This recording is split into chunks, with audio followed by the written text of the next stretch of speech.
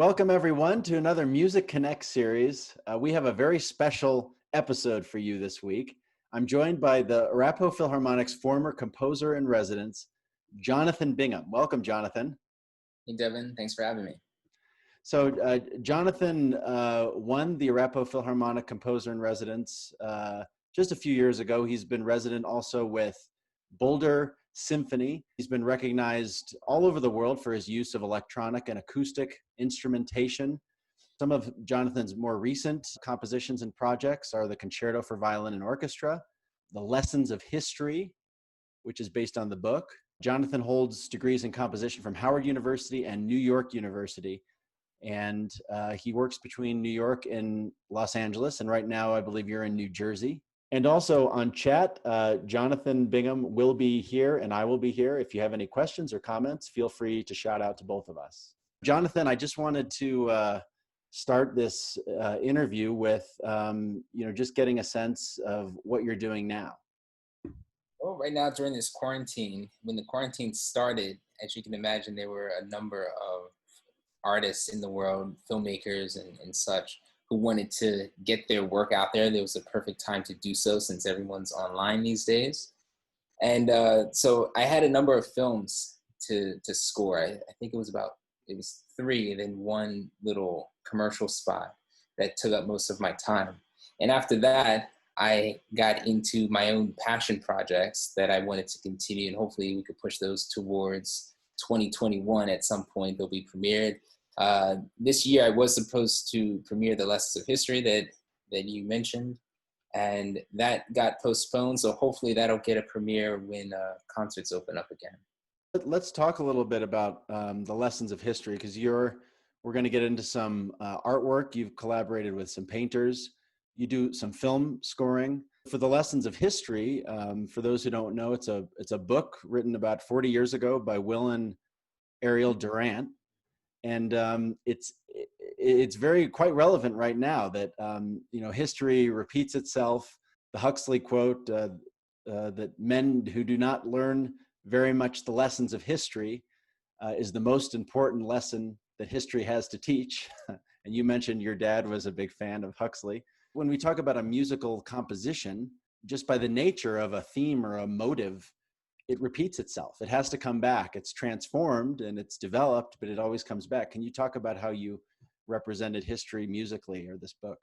I can. When I started reading it, this is back in early 2019, I believe, I thought that I would love to see a composer read this book and write a piece. I thought, hey, I would love to be in the audience for that premiere, but I wasn't thinking of myself as the composer.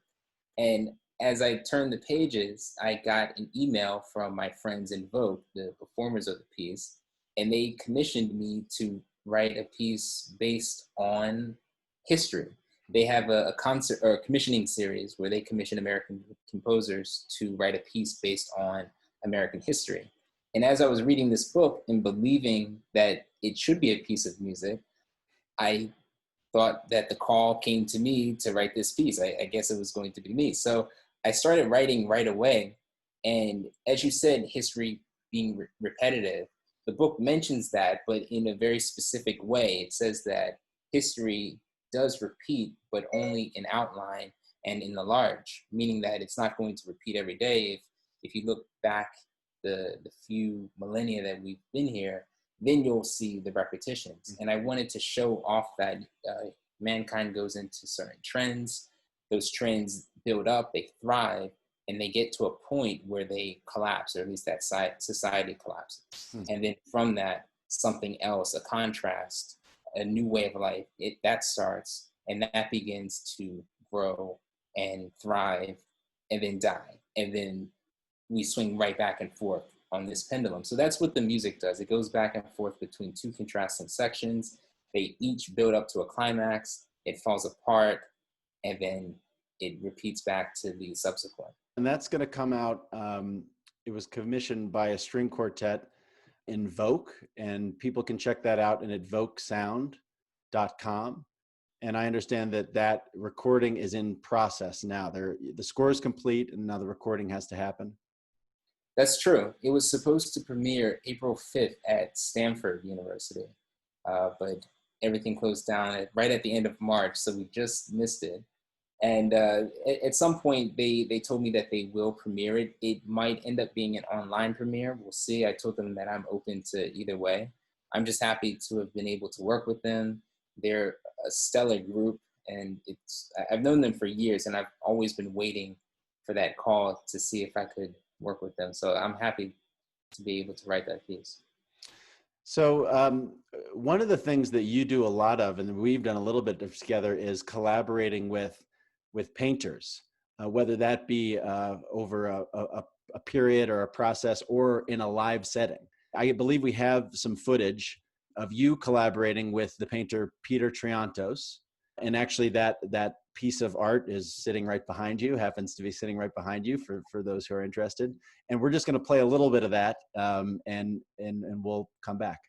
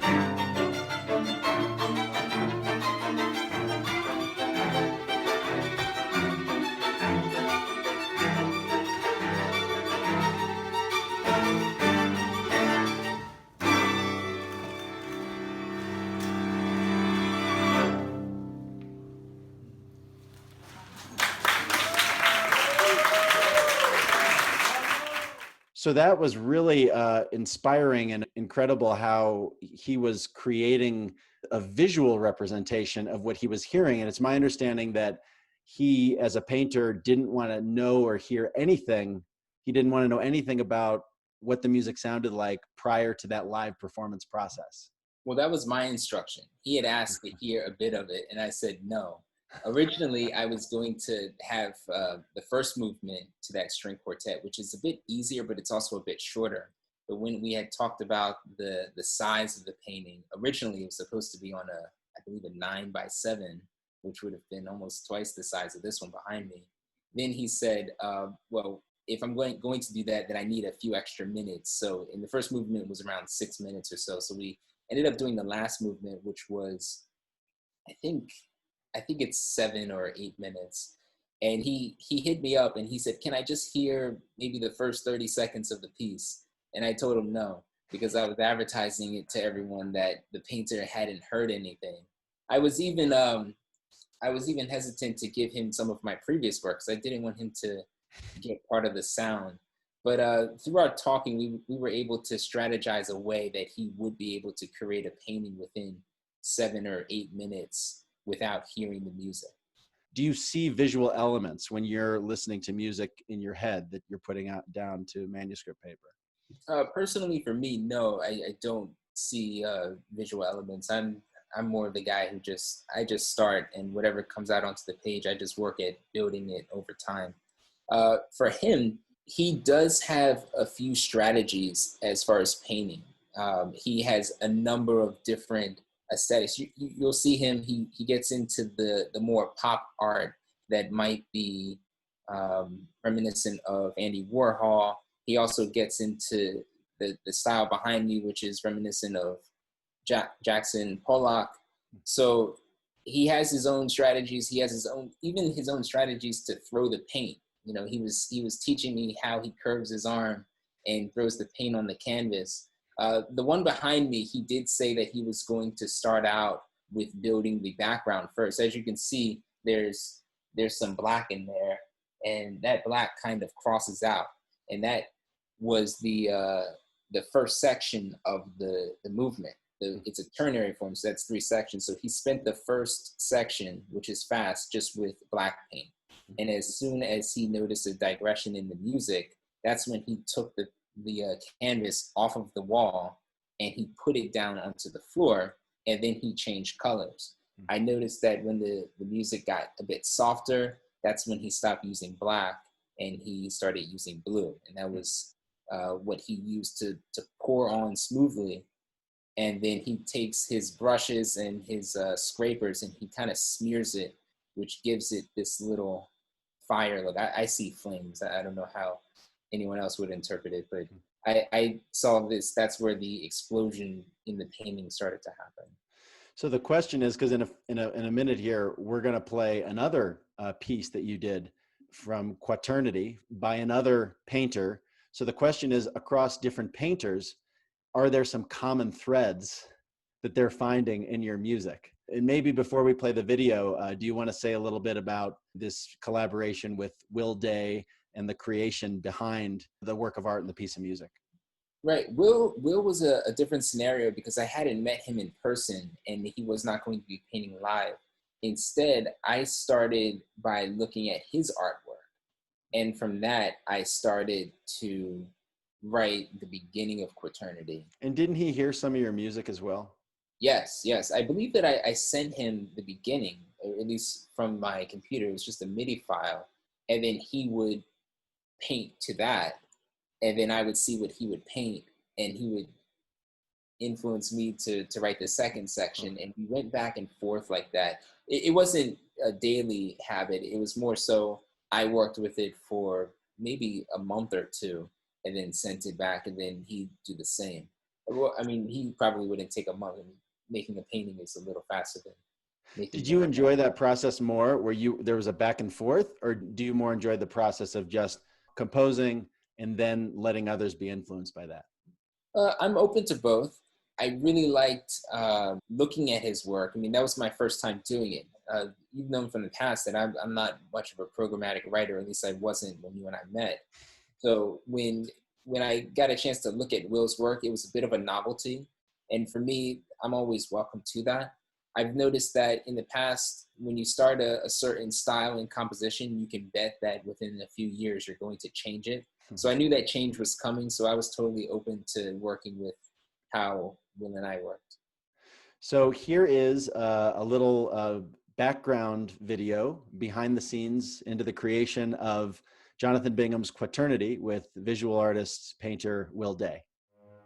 I'm doing well. Good to meet you. Thanks for coming in. Thanks for having me. When this opportunity came, I was very excited and I couldn't wait to look at your artwork. All my paintings are stories, and I want them to be compositions. I'm trying to push the boundaries with my art in a way that really sings to people's hearts.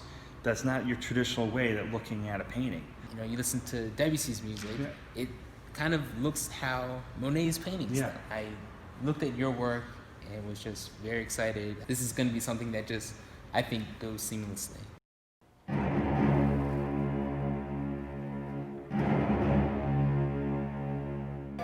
Initial reaction is just, it's so powerful, so bold. But it's like, boom, that's kind of how I felt. It was like, bam, you know? It was very, very intense.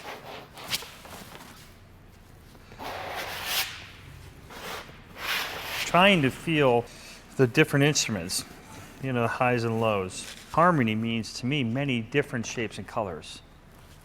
And that's what, this will be not confusing, it's not going to be distracting, it's going to connect somehow. And I don't know what color, what shape, what tool is going to do that yet, but, you know, it's going to happen.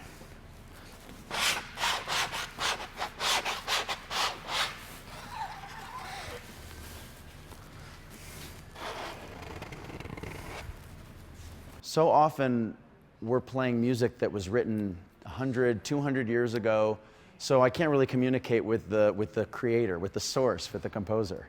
So anytime we get to premiere music, to present something to an audience or to an orchestra for the first time, I think that's the greatest feeling in the world for me and for any creative artist. You know, to actually make something that nobody else is doing with the hope that that will take a life on its own and to sharing this with the community.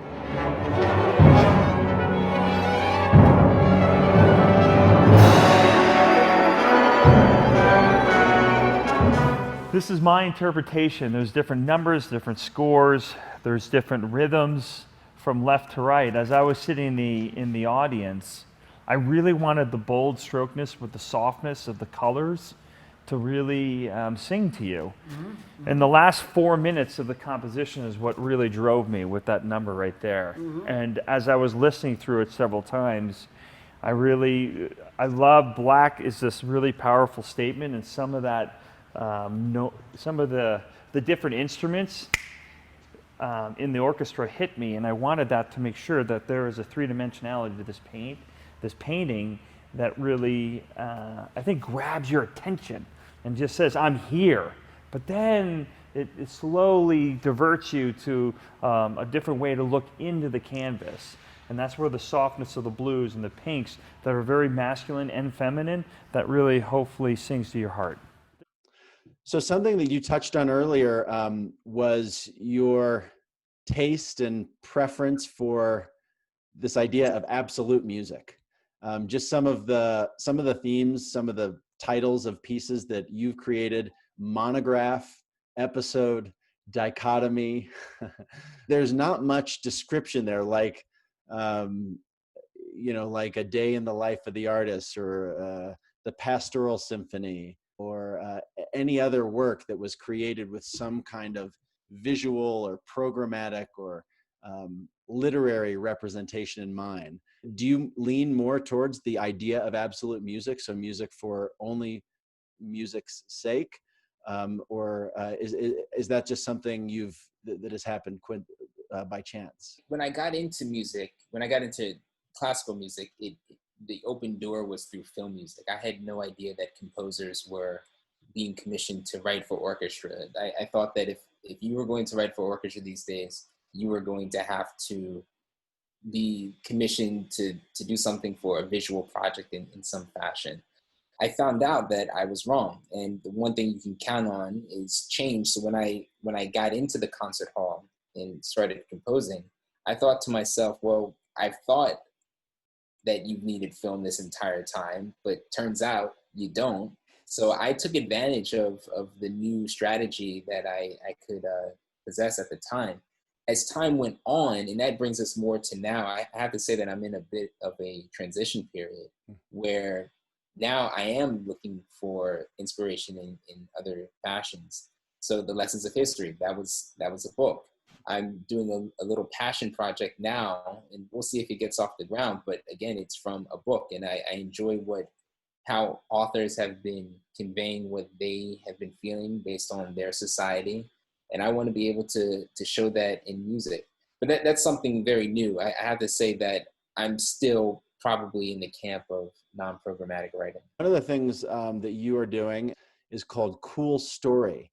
So this is basically an unearthing of almost a archaeological expedition, maybe of the new and old, of music that, I mean, when you think about it, I mean, even in Mozart's day, Mozart, we know about him, but there were hundreds of other composers, you know, in Vienna at that time that just for the judgment of history didn't live over the centuries like Mozart did. And you can imagine today, so many incredible musicians and composers that don't get published. So can you talk about the project Cool Story and some of the things you're doing?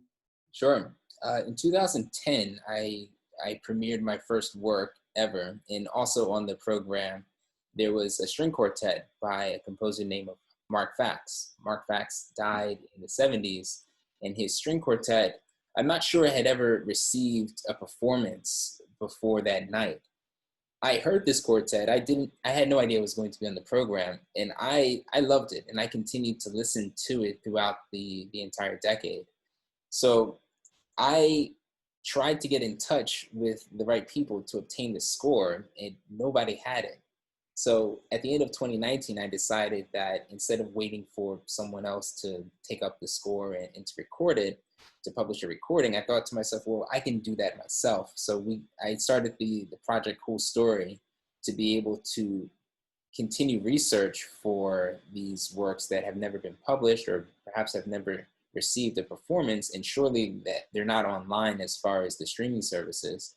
And I would get the recording together myself and publish that content so that these composers and their families could see that their music that it can grow an audience.